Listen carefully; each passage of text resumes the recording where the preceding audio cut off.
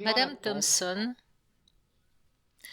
était enseignante en primaire dans une école privée du Midwest des États-Unis. Lorsqu'elle arriva pour rencontrer les élèves de CM2, Ted, un garçon négligé, endormi et à l'air désagréable, attira tout de suite son attention. Il était inévitable qu'elle ressente une certaine aversion pour ce garçon.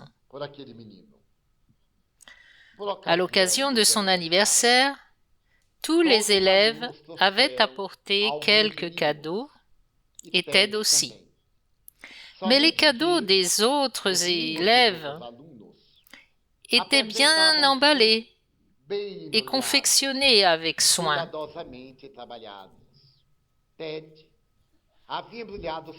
Ted avait emballé son cadeau dans du papier marron de supermarché.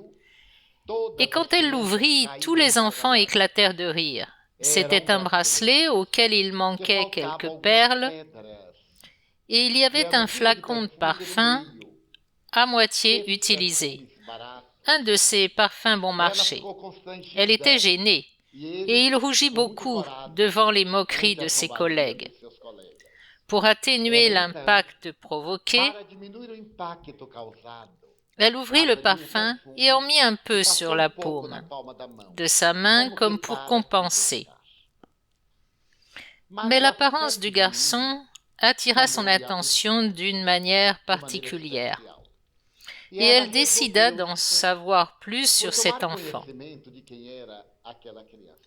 Elle parcourut toute sa vie scolaire et put lire que la professeure du cours préparatoire avait terminé l'exercice par ces mots. Ted est un enfant charmant, propre et jovial. Il attire tout le monde pour passer du temps avec lui. Et il est immensément sociable. L'enseignante du CE1 avait déclaré « Ted est un garçon très intelligent. Ses notes sont excellentes.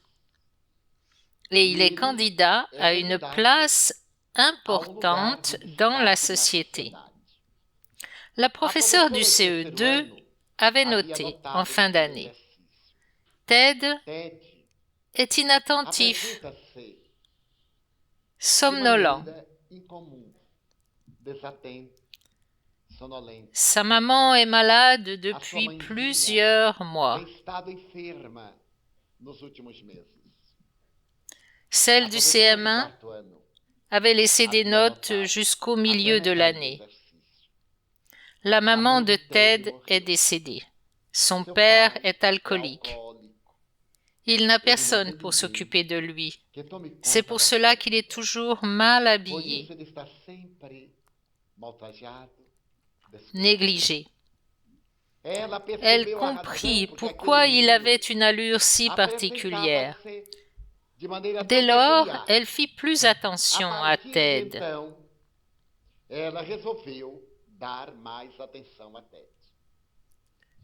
Et l'année terminée, Ted s'était révélé être le meilleur élève de la classe. Il quitta l'école. 3 ans plus tard, Madame Thompson reçut une lettre. « Vous avez été pour moi la meilleure professeure du monde. J'ai terminé mes études secondaires. » 5 ans plus tard, elle reçut une autre lettre. « Je veux que vous vous souveniez que vous restez dans ma mémoire, entouré d'une grande et profonde gratitude.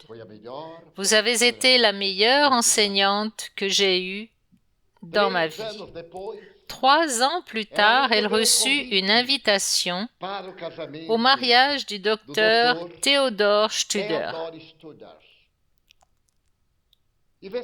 Alors elle s'habilla de manière appropriée. L'acte de mariage faisait référence à un avocat prospère. Ayant depuis peu terminé ses études, Ted était brillant et travaillait déjà dans un grand cabinet d'avocats.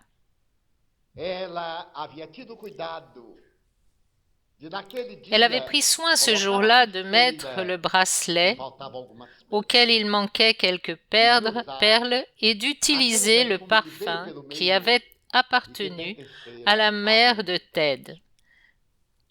Quand il la serra dans ses bras, le docteur Théodore dit « Le parfum de maman, vous n'êtes pas seulement la meilleure professeure du monde, vous êtes l'être le plus merveilleux, grâce à qui le Ted, le garçon négligé, est aujourd'hui un vrai citoyen. Merci beaucoup, professeur. Non, Ted. Merci à toi.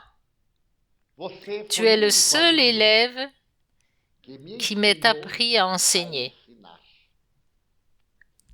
C'est auprès de toi que j'ai appris la science et l'art d'enseigner.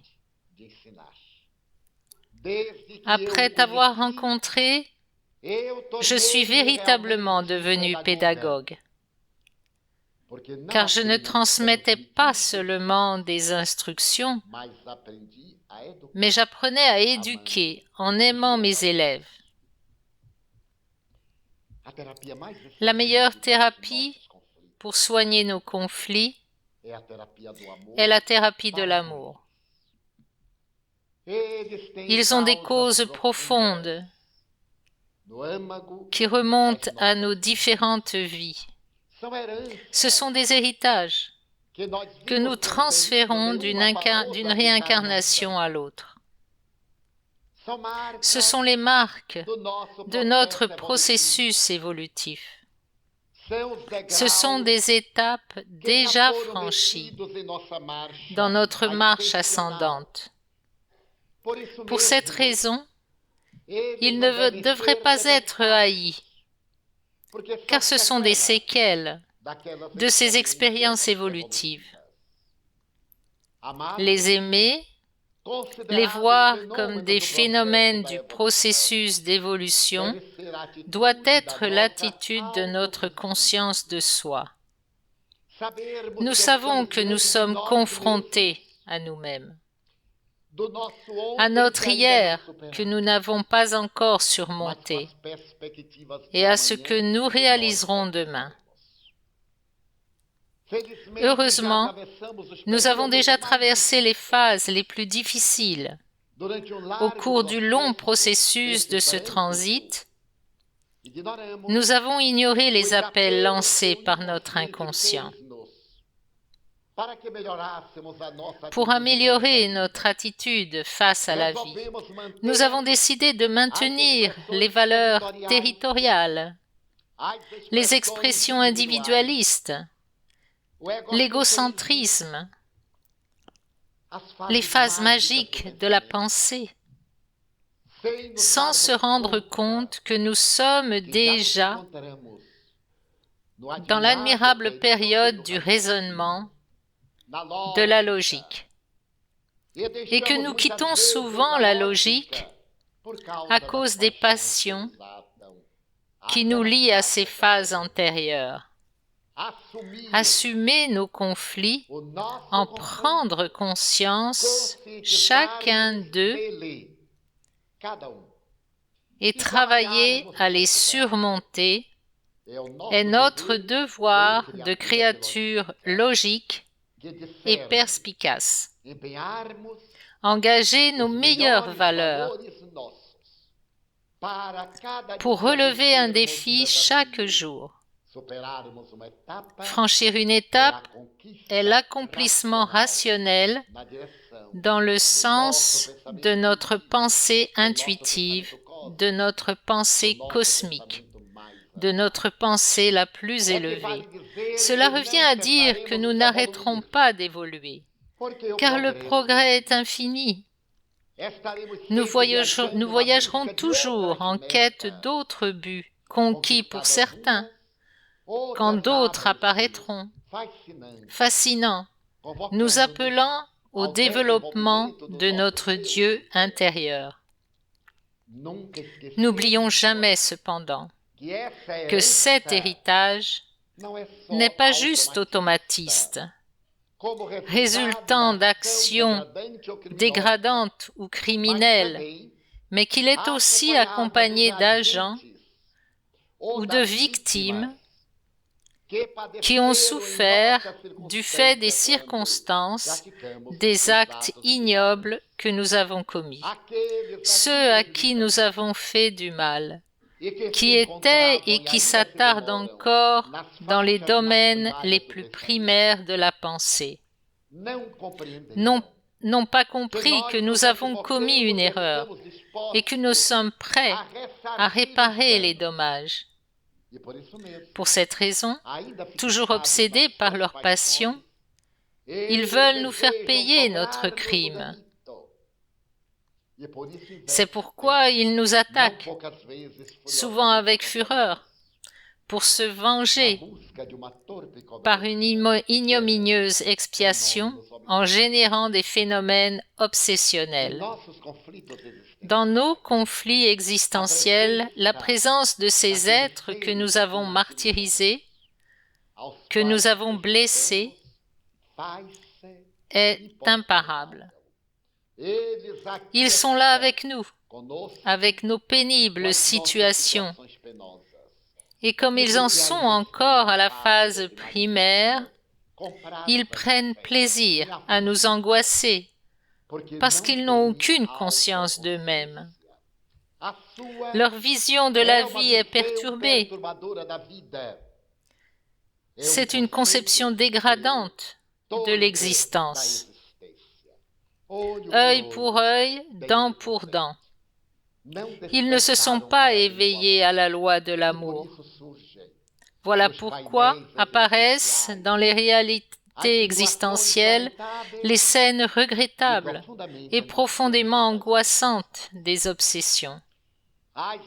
Les obsessions sont épidémiques sur Terre, du fait de notre passé spirituel.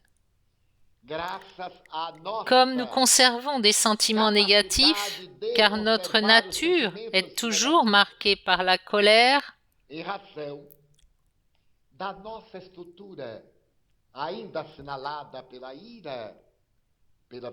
la vengeance et les représailles, nous n'avons pas progressé au point de pouvoir pardonner. Naturellement, ceux à qui nous avons fait du tort ne sont pas non plus en mesure de pardonner. C'est pourquoi ils nous attaquent. Ils trouvent en nous les failles qui facilitent l'injonction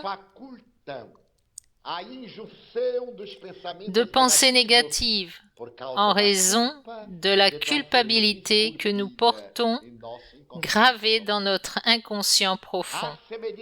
Comme des prises.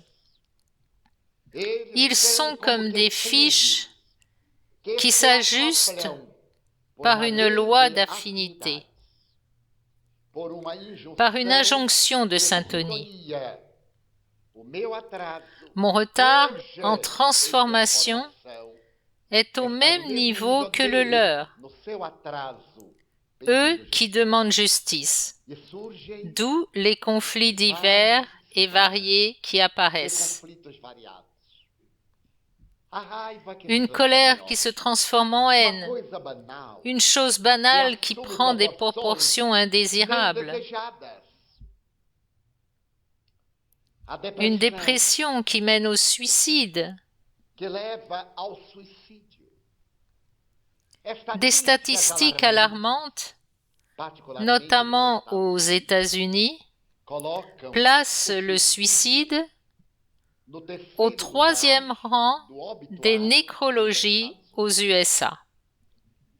Chaque jour, 50 Américains se suicident. Toutes les 8 minutes, un Nord-Américain fait une tentative de suicide. 5 hommes pour une femme réussissent leur tentative de suicide. Surtout avec les armes à feu que les gens ont chez eux pour se défendre et qu'ils utilisent pour se suicider. Les statistiques sont alarmantes.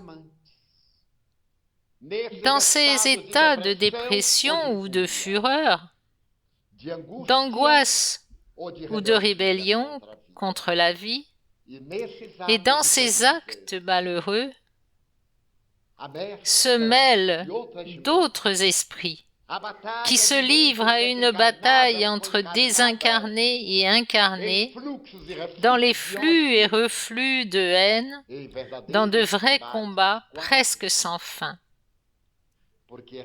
par manque d'amour.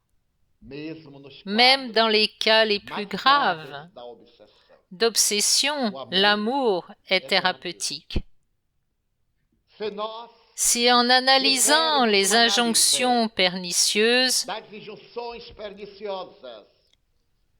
nous en concluons que des esprits malheureux interfèrent, nous dérangent et nous inspirent des attitudes insensées ou nous poussent vers les abîmes du suicide, réfléchissons.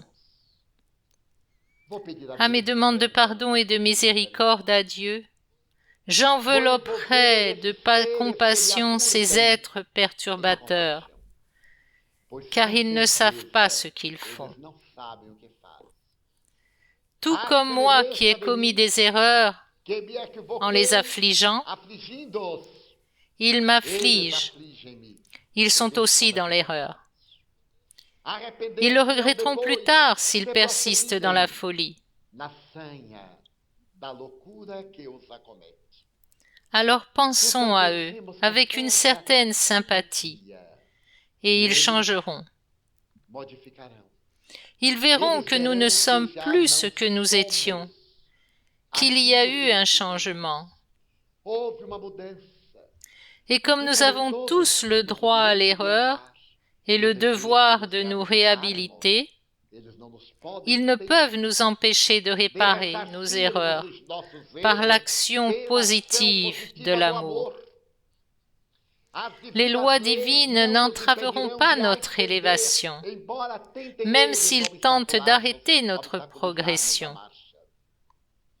Car la loi du progrès est la loi de la vie. Et le spiritisme dit que la loi du progrès est une fatalité de l'évolution.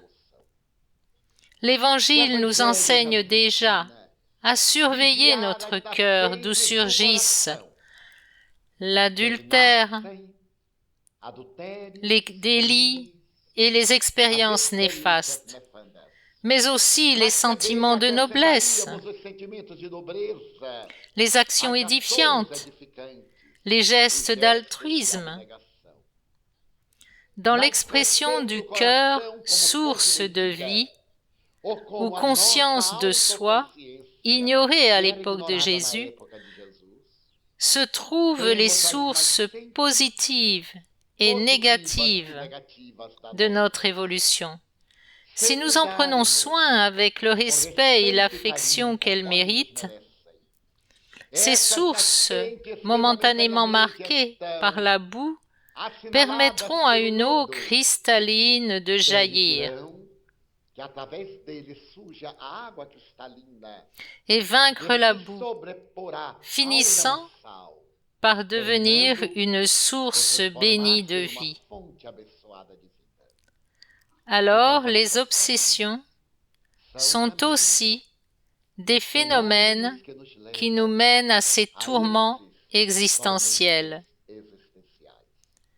ces désordres, ces conflits. Rien de mieux qu'une conscience en paix. Chaque fois que nous avons blessé quelqu'un et que nous nous en rendons compte, excusons-nous. si nous ne voulons pas demander pardon. Chaque fois que quelqu'un fait quelque chose de négatif contre nous, excusons-le. Si nous ne pouvons pardonner, cela viendra plus tard. N'ayons pas de ressentiment. C'est de la boue mentale et n'accumulons pas les sentiments négatifs qui sont toxiques pour la santé de notre corps. Nous apprenons de Jésus que ce n'est qu'en aimant la créature humaine que nous pouvons nous identifier à Dieu, créé par lui tel que nous sommes. Allons vers lui, jusqu'à l'heure de la grande rencontre avec la divinité qui nous fascine. Pour cela, abandonnons Maya, l'illusion. Attention à Narcisse, l'émerveillement de soi, les passions souveraines. Cherchons la proposition de réalité, la vision de Bouddha, la parole du Christ. Dans le monde, vous n'aurez que des afflictions. Mais souvenez-vous que j'ai vaincu le monde. La parole du Maître demande toujours une analyse approfondie.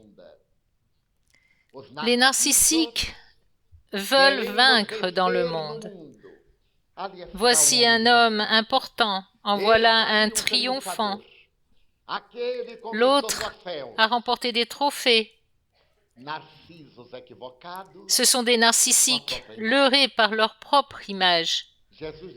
Jésus enseigne à vaincre le monde des tentations de Maya, ces entités envoûtantes qui voulaient dévier l'attention de Siddhartha Gautama. Les forces déchaînées et démoniaques que sont ces conflits.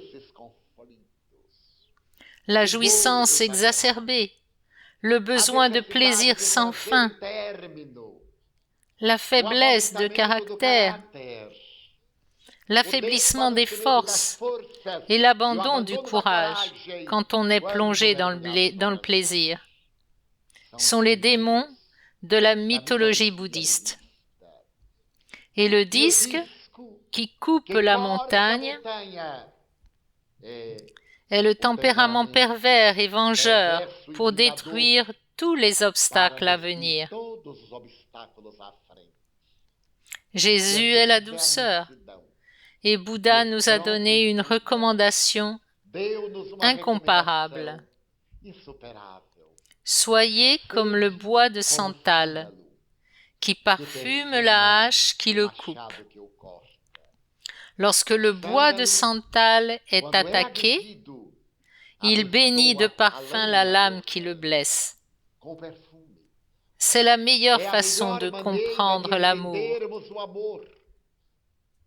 de bénir la main de l'agresseur, de rendre le mal par le bien, de créer l'harmonie face à l'agression la plus pernicieuse et de rompre avec cette conjonction emprise de l'un sur l'autre. Car à cet instant, nos vibrations changent. Nous atteignons un niveau vibratoire plus élevé. Et ceux qui prennent plaisir à nous angoisser perdent la syntonie, car nous sommes à un autre niveau vibratoire. Les obsessions existent parce que nous sommes à des niveaux inférieurs de pensée et d'émotion. Nous alimentons des conflits uniquement parce que nous nous complaisons encore dans l'égoïsme, dans la violence et les passions qui nous rendent fous. La proposition de l'esprit Joana de Angelis, présentant aujourd'hui son livre « Conflits existentiels » qui a inspiré la conférence de ce jour,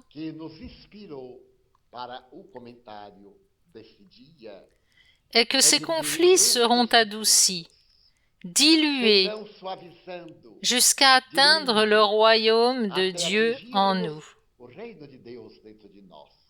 Au fur et à mesure que nous vaincrons nos passions, nos mauvais penchants. Commençons aujourd'hui un voyage intérieur.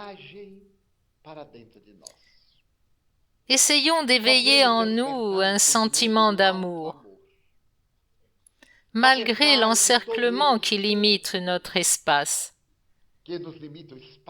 disons-nous, je suis libre parce que je sais penser. Disons comme Socrate, là où vont mes pensées, là j'irai aussi. Je peux voler sur les ailes de l'imagination le mythe de Rolomé. Je peux créer par ma pensée des idéations.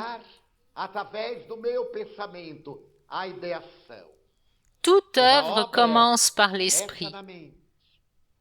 Puis, dans la planification et enfin dans la construction. Concevons le bien et efforçons-nous de surmonter l'infériorité. Oublions le mal qu'ils nous ont fait et le mal que nous avons fait une fois pour toutes. Choisissons de nous libérer du masochisme, car ce plaisir de souffrir, de s'accrocher à la misère, aux lamentations, aux actes dégradants, à ce qu'on nous a fait, est un choix. Tant que nous préférerons cela, les conflits existeront. Pourquoi ne pas se souvenir de tous ceux qui nous ont aidés? Tant de gens généreux et bons, tant d'heureuses opportunités. La bénédiction de la vie, car malgré ces cuisantes injonctions, nous vivons avec un sentiment d'amour. L'apôtre Paul dit, « Mon Dieu, faites que la charité ne refroidisse pas dans mon cœur. » Pendant des années, j'ai réfléchi à cette phrase. Pourquoi il avait peur que la charité se refroidisse? À cause de l'ingratitude des autres. Tant de pierres étaient jetées par ses bénéficiaires. Tant de réponses agressives et amères de la part de ceux à qui il faisait du bien, qu'il avait peur de devenir indifférent. Alors il priait pour que la charité ne refroidisse pas dans son cœur. Et il mourut le cœur brûlant dans l'action de la charité. Soldat, fais ton devoir, car j'ai déjà fait le mien. Il devait le décapiter. Paul souriait, et le soldat tremblait, si bien qu'il ne put lui trancher la tête d'un seul coup. Prolongeant son agonie, il dut frapper 2 coups. Alors, libérons-nous de tant de réminiscences amères. Il y a tant de beauté à découvrir. Dirigeons nos pensées vers les plus belles petites choses. Lorsqu'on a demandé à Helen Keller, cette femme aveugle, sourde et muette, si elle récupérait la vision pendant 24 heures, que voudrait-elle voir? Elle répondit, « J'aimerais aller dans une forêt pour voir le ton vert des feuilles. » Elle n'avait aucune idée de ce qu'est le vert. Voir la couleur des papillons, voir la différence de ton des fleurs. Elle aurait aimé voir le plumage des oiseaux, si elle avait pu voir pendant 24 heures. Nous, qui le pouvons, Pourquoi obscurcissons-nous notre vision en observant la nuit sans voir les étoiles, en regardant l'herbe au sol sans s'arrêter aux petites violettes qui parfument l'air? Pourquoi s'arrêter à l'épine qui défend la rose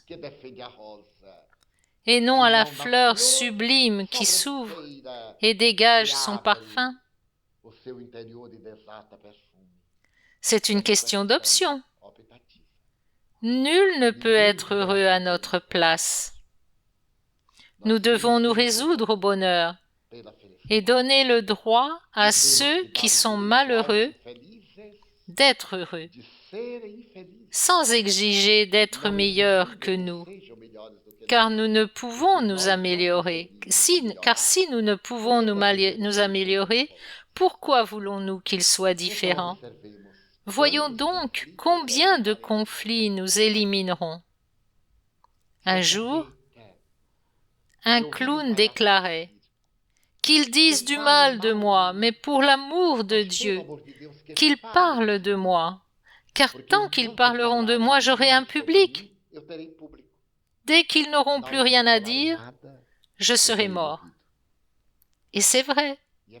Quand les artistes sont au déclin, les responsables du marketing inventent des scandales qui n'ont jamais eu lieu pour qu'on parle d'eux et ils reviennent au devant de la scène. Alors, faisons un parallèle un peu hasardeux. Ils ne nous aiment pas parce que nous sommes vivants. Mais à quoi bon recevoir des éloges longtemps après notre mort? Maria Dolores, la grande poétesse, m'a dit un jour « Divaldo, si tu veux devenir important, meurs donc. Une fois mort, tout le monde dira « Il était admirable. Il avait quelque chose, mais c'est normal. Car vu que tu es mort, tu n'es plus un concurrent. » Et j'ai réalisé combien de fois j'ai vu des gens être détestés, des couples sur le point de se séparer. Et quand l'un meurt, celui qui reste dit « Oh, le pauvre, il avait ses travers, mais il était bon. Parfois, nous avions nos frictions, mais il était extraordinaire. Que dire, il est mort maintenant. » Donc, si quelqu'un nous contrarie, crée des situations gênantes, pourquoi garder ces vilainités? Laissons la personne malheureuse, sans la rendre encore plus malheureuse, et n'acceptons en aucun cas son lot de malheur. Tant que nous alimentons le conflit, nous luttons avec la personne en acceptant ce qu'elle dit. Passons à autre chose. Oh, mais ce n'est pas facile. Ce n'est pas facile de parler, ni de marcher, ni de choisir, ni de savoir, ni de vivre. Mais nous apprenons tout cela pour exister. Réduisons donc nos conflits. Si quelque chose de désagréable nous arrive en partant d'ici, ne disons pas comme d'habitude « Je le savais, il suffit que je passe une bonne journée et une disgrâce m'arrive. » Disons « Heureusement que ça m'arrive à présent. Maintenant, je suis en condition de faire face à ce qui va m'arriver de désagréable car je vais bien. » Faisons le contraire, mettons du soleil dans nos yeux et nous verrons plus clair. Nous espérons qu'à travers une réflexion sur les thérapies académiques et les propositions psychothérapeutiques du spiritisme, nous pourrons réduire nos conflits et surmonter la plupart d'entre eux.